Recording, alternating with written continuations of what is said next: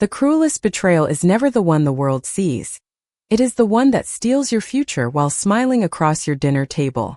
3 days before an entire kingdom watched its mighty alpha king kneel before a queen he could no longer call his own, Evelyn Carter still believed she was living the life every young Luna dreamed of. Dawn poured through the towering crystal windows of Ashen Crown Palace, painting ribbons of golden light across polished marble floors while servants prepared for the annual Moon Alliance banquet, the grand celebration where every neighboring pack renewed their loyalty to Alpha King Lucian Ashford. From the outside, the royal couple looked untouchable. Lucian was admired as the strongest alpha of his generation, a ruler whose calm authority had united rival territories without endless wars, while Evelyn had become the heart of the kingdom, remembered less for her jeweled gowns than for the schools, healing houses and harvest programs she quietly funded across villages most nobles never visited. Children waved when her carriage passed. Elder wolves blessed her name during every full moon gathering. Even those who had never stepped inside the palace called her the people's Luna. Standing beside her that morning was Victoria Hayes, her closest friend since childhood, the woman who had shared birthdays, whispered dreams beneath summer stars, and promised that no crown would ever come between them. Victoria adjusted the silver clasp on Evelyn's deep blue ceremonial cloak with the same gentle smile she had worn for years. "You always worry too much," she laughed softly. "Tonight is going to be perfect." Evelyn smiled back, grateful for the familiar comfort. She had no reason to doubt either of the two people she trusted most. Across the palace, Lucian was already meeting with council members, preparing speeches for the visiting alpha leaders, yet he still found time to leave a single white rose on Evelyn's dressing table every morning, a tradition that had survived 5 years of marriage. It was easy to believe love like that could never fade. Outside, banners carrying the Ashford crest fluttered against a cool autumn breeze while thousands gathered beyond the palace gates, hoping to catch a glimpse of their beloved rulers. Musicians rehearsed in the grand courtyard. Noble families arrived in elegant carriages stretching nearly a quarter-mile along the royal avenue. Every detail whispered celebration, loyalty, and lasting happiness. No one noticed the brief exchange of glances between Lucian and Victoria across the crowded banquet hall. No one noticed how quickly each looked away.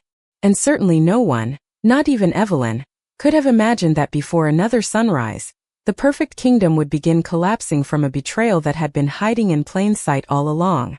The Moon Alliance banquet unfolded with all the elegance generations of royalty had carefully preserved. Crystal chandeliers scattered warm light across polished stone walls while an orchestra filled the grand hall with graceful melodies that echoed beneath towering arches. Delegations from every allied pack exchanged respectful greetings, raising crystal glasses to another year of peace under Lucian Ashford's leadership.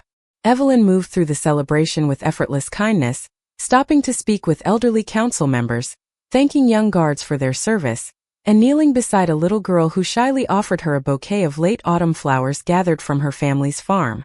Every smile she received felt genuine. Every blessing spoken in her direction seemed to confirm that she belonged exactly where she stood. Yet somewhere beneath the music, another story quietly unfolded. Victoria remained only a few steps away for most of the evening, anticipating Evelyn's needs before they were spoken, adjusting her cloak whenever it slipped from her shoulders, gently steering conversations whenever visiting nobles demanded too much of the queen's attention. To everyone watching, she looked like the definition of unwavering loyalty. More than once, guests remarked how fortunate Evelyn was to have such a devoted friend. Evelyn believed every word. As the evening continued, Lucian was repeatedly called away by diplomats requesting private discussions regarding trade routes, border security, and winter supplies. His absence seemed perfectly reasonable. A king belonged to everyone during nights like these. Even so, Evelyn noticed something unfamiliar. Whenever Lucian returned, his eyes searched the crowded hall before settling briefly on Victoria. The moments lasted only seconds before both resumed their usual composure. It was so subtle that anyone else would have dismissed it completely. Evelyn almost did. She quietly reminded herself that exhaustion often created unnecessary doubts. After all, trust was the foundation of every lasting marriage, and she refused to let fleeting uncertainty poison what years of love had built. As fireworks illuminated the palace gardens outside, Victoria excused herself with a warm smile, explaining that she needed a moment away from the overwhelming noise. Minutes later, Lucian was summoned again by an advisor carrying sealed documents. No one questioned either departure. The celebration continued uninterrupted as musicians welcomed another elegant dance. Evelyn accepted invitations from elderly nobles, laughed with neighboring queens, and thanked guests for traveling hundreds of miles to attend the ceremony. Still, an uneasy feeling settled quietly in her chest. It was not fear. It was the strange silence that arrives before an unexpected storm. Hoping to clear her thoughts, she slipped through a side corridor leading toward the palace conservatory, a peaceful glass garden where she often escaped whenever royal duties became overwhelming. Moonlight poured through the transparent ceiling, bathing rows of white roses in silver light. The room should have been empty. Instead, familiar voices drifted softly through the still air beyond the flowering vines. Lucian spoke first, his tone lower than she had ever heard during public ceremonies.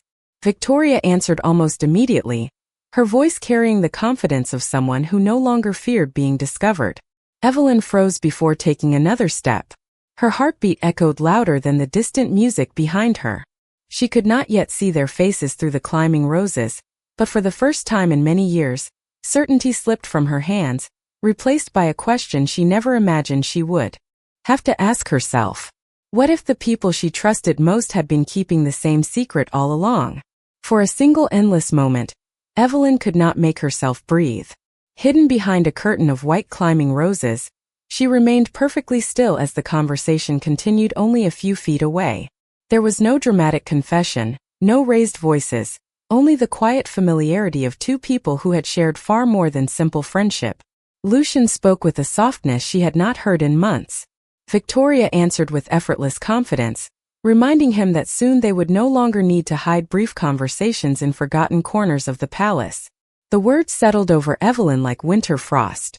She searched desperately for another explanation, another meaning that would preserve the life she believed she had built, but every sentence erased another piece of that hope.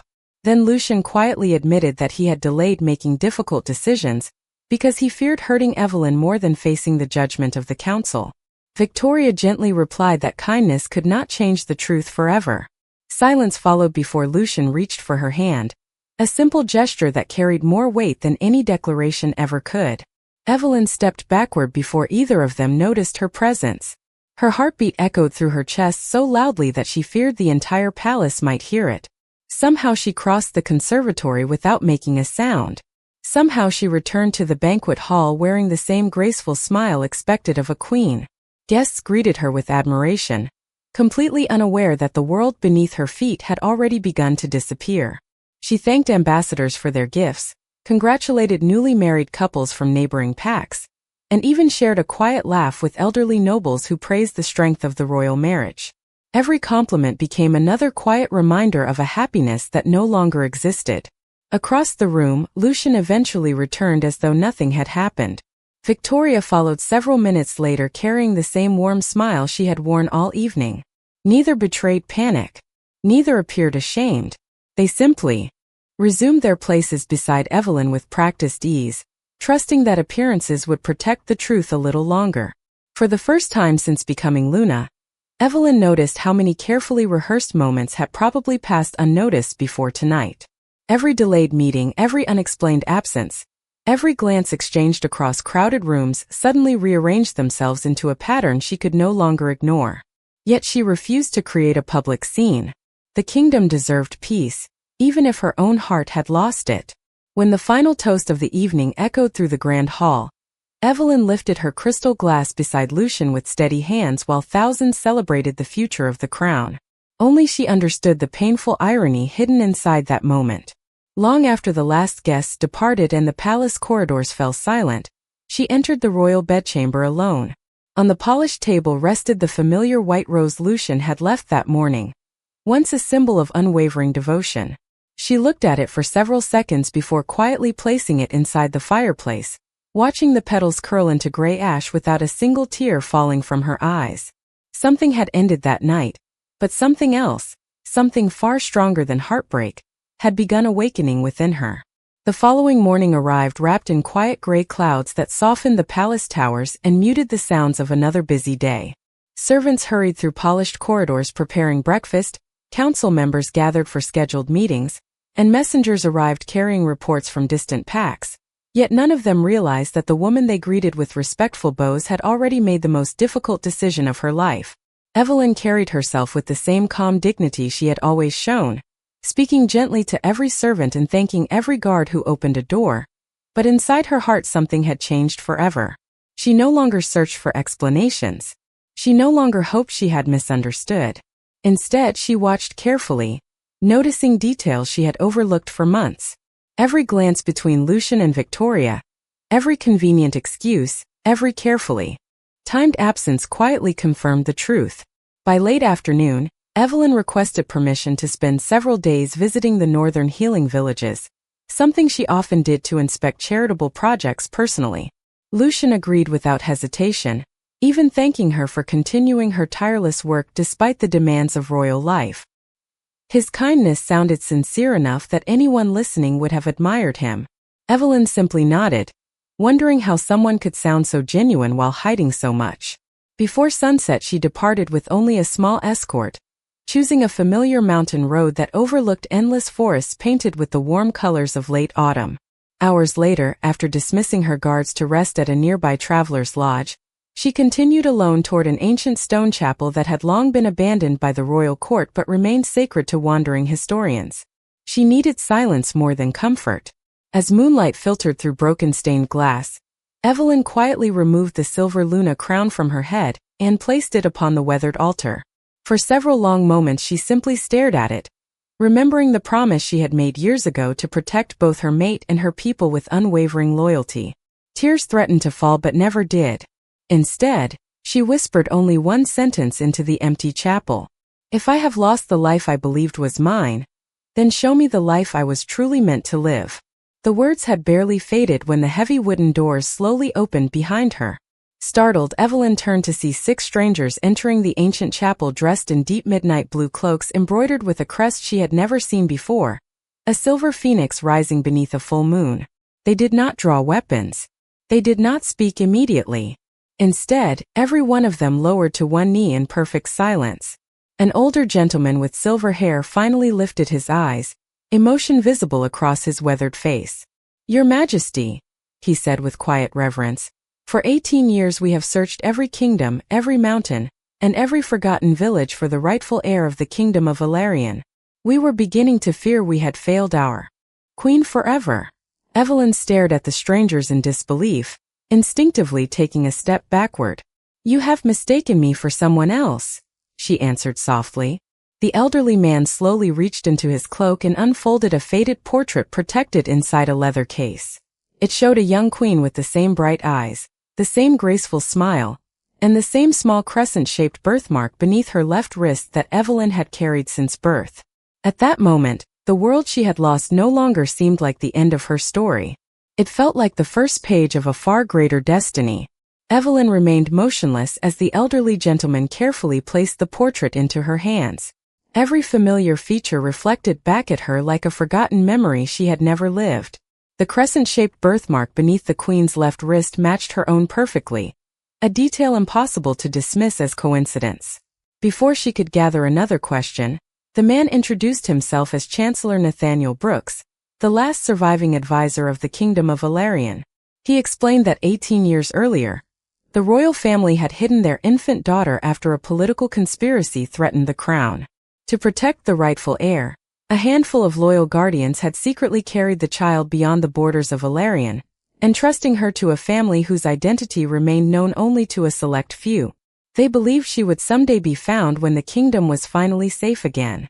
Evelyn listened in stunned silence as countless pieces of her life suddenly shifted into place. The unexplained necklace her adoptive mother had treasured. The stories about distant mountains she had always dreamed of without understanding why. The strange feeling that she had never fully belonged inside the palace where she had served so faithfully as Luna. Nathaniel then offered her a sealed letter bearing the ancient phoenix crest. The handwriting belonged to Queen Eleanor, Evelyn's birth mother. Although years had passed since the letter had been written, every word felt deeply personal. The queen wrote that true royalty was never measured by a throne or a crown, but by the ability to place compassion before pride and justice before revenge. She prayed her daughter would one day rule with wisdom rather than bitterness, no matter how much pain life demanded she endure. Evelyn quietly folded the letter against her heart. For the first time since discovering Lucian's betrayal, her tears finally came. Not from heartbreak alone but from realizing that her entire life had been leading toward a destiny she had never imagined. Over the following weeks, Evelyn traveled to Illyrian with Nathaniel and the royal delegation. Instead of immediate celebrations, she asked to learn everything before accepting any title. She studied the kingdom's history, walked through farming villages, visited schools, listened to merchants, healers, craftsmen, and ordinary families whose loyalty had survived years of uncertainty. She learned that leadership was not simply inherited. It had to be earned every single day. The people quickly noticed that their future queen remembered names, asked thoughtful questions, and never hurried past those with concerns. Her quiet kindness, once admired as Luna, began transforming into something even greater. Advisors who expected a sheltered noblewoman instead discovered a patient listener whose years beside another throne had taught her diplomacy, generosity, and resilience. Every sunrise strengthened her confidence. Every difficult decision revealed another hidden layer of courage. The woman who had left Ashen Crown Palace carrying only disappointment slowly disappeared, replaced by someone who no longer needed another person's love to recognize her own worth.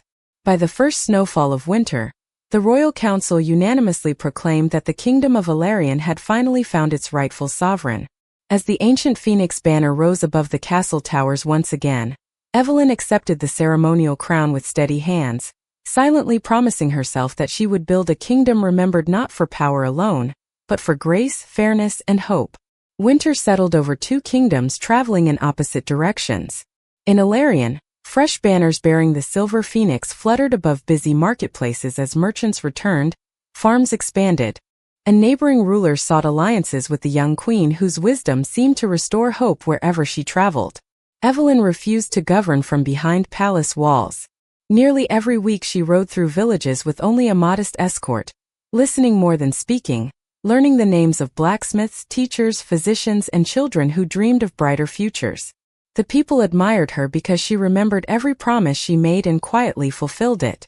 Meanwhile, hundreds of miles away, Ashen Crown Palace no longer carried the warmth it once possessed. Lucian noticed the change long before anyone dared mention it aloud. The halls still sparkled beneath crystal chandeliers, royal banquets still filled the calendar, and visiting nobles still praised the kingdom's strength. Yet something invisible had disappeared. Advisors who had once relied upon Evelyn's careful judgment struggled to resolve disputes that she had quietly prevented for years. Charitable programs she personally supervised slowly lost direction. Village leaders who once traveled eagerly to the palace now returned home feeling unheard. Lucian worked longer hours, believing determination alone could replace what had been lost, but every success felt strangely incomplete.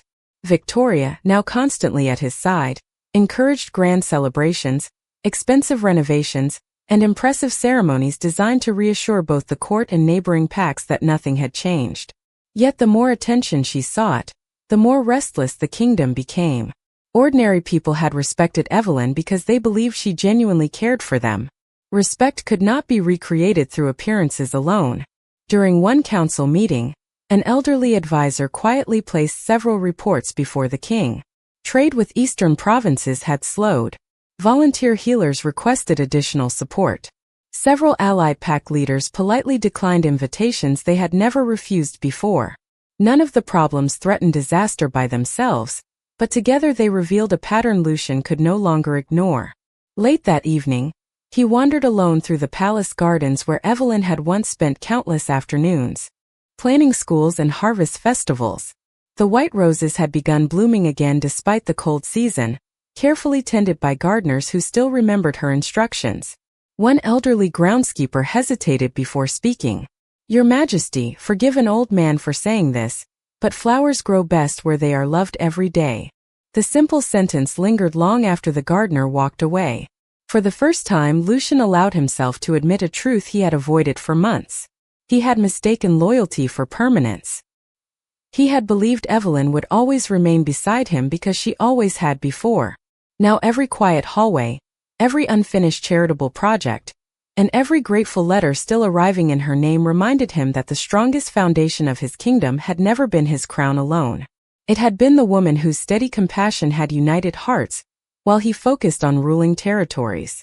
Then, as snow drifted beyond the palace windows one silent morning, a royal messenger delivered astonishing news from the western mountains. The long-lost kingdom of Valerian had officially restored its monarchy, and its newly crowned queen was a woman named Evelyn Carter. Lucian read the announcement twice before the parchment slowly slipped from his hands. The announcement spread across the northern territories faster than the first thaw of spring. Couriers carried sealed royal proclamations from city to city, merchants repeated the story in crowded marketplaces, and every council chamber seemed to ask the same impossible question. How had the former Luna of Ashen Crown become the rightful queen of Valerian? Lucian read every report personally, hoping one of them would reveal an error. Yet each carried the same royal seal and the same undeniable truth.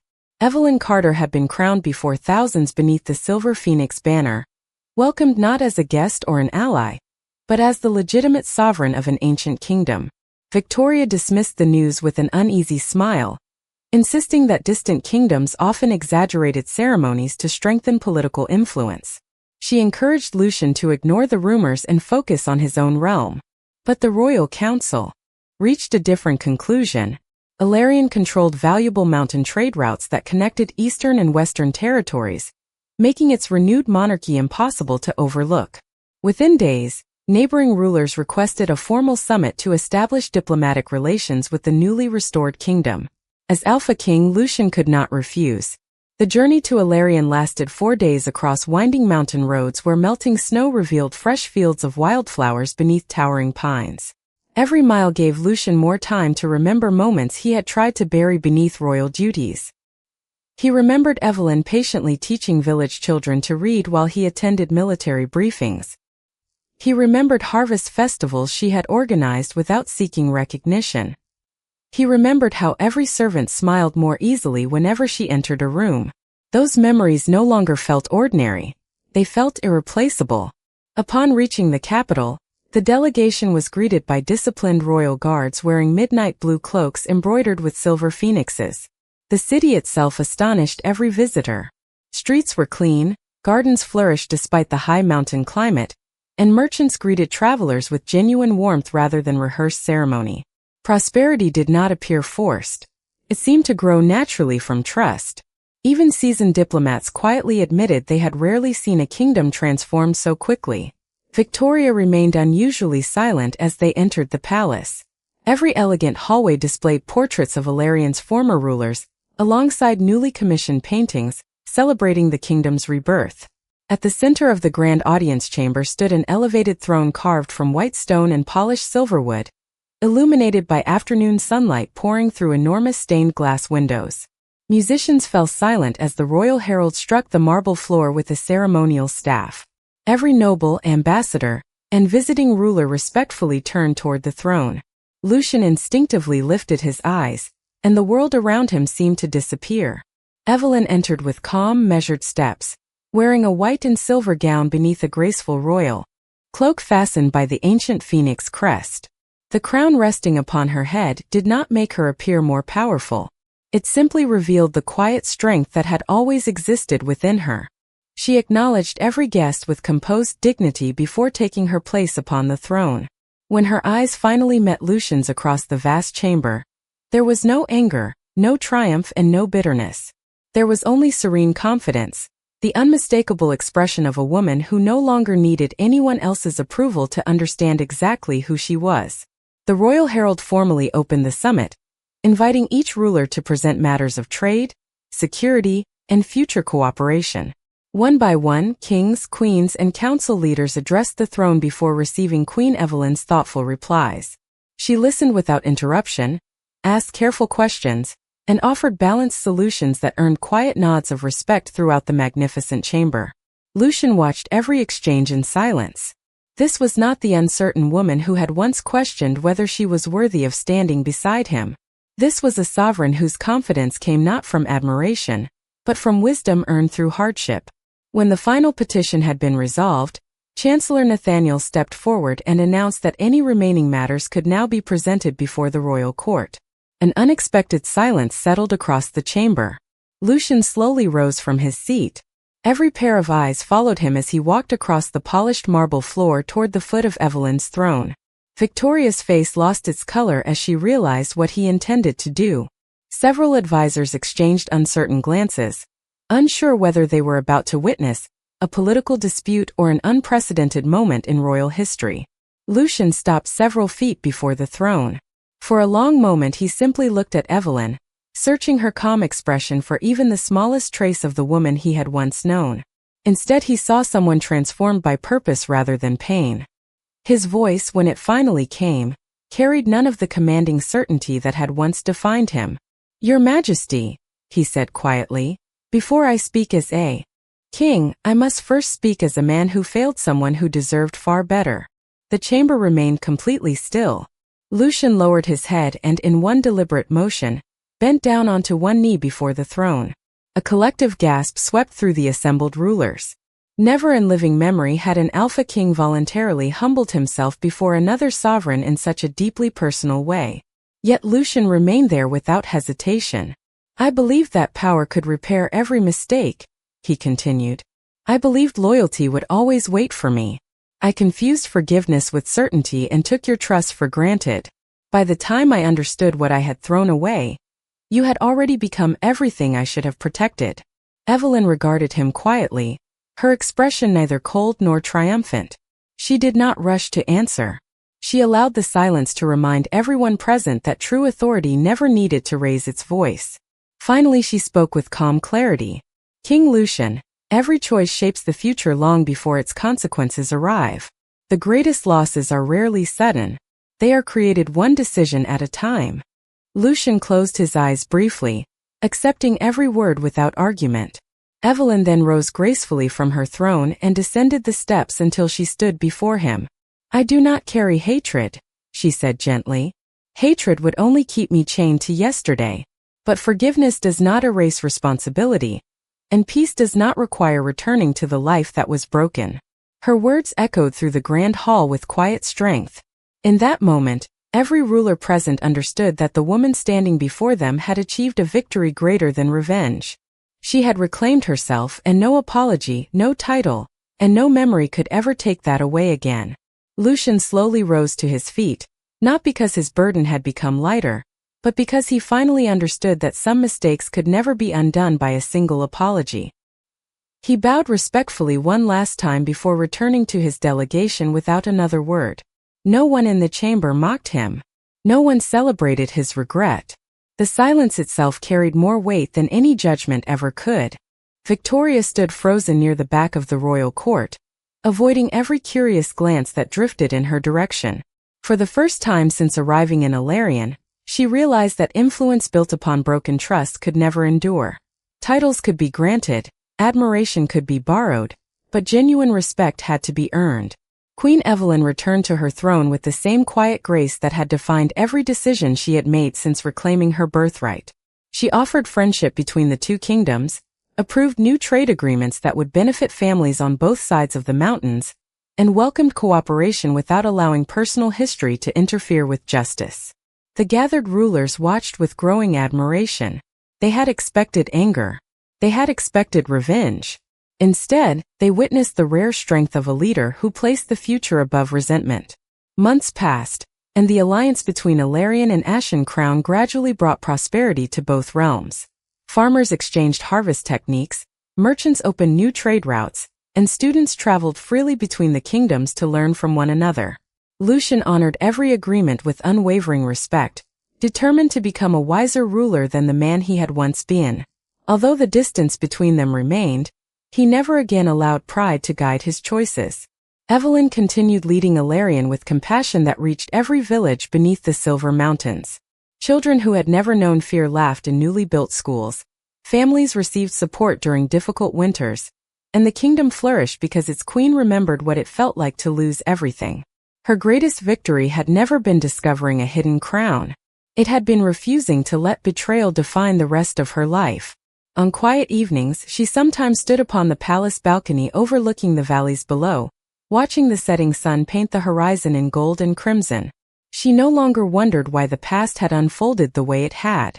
Every painful chapter had carried her toward the woman she was always meant to become. The throne beneath her was not a reward for suffering. It was a responsibility she embraced with humility, courage, and hope. And throughout both kingdoms, one simple truth slowly became legend.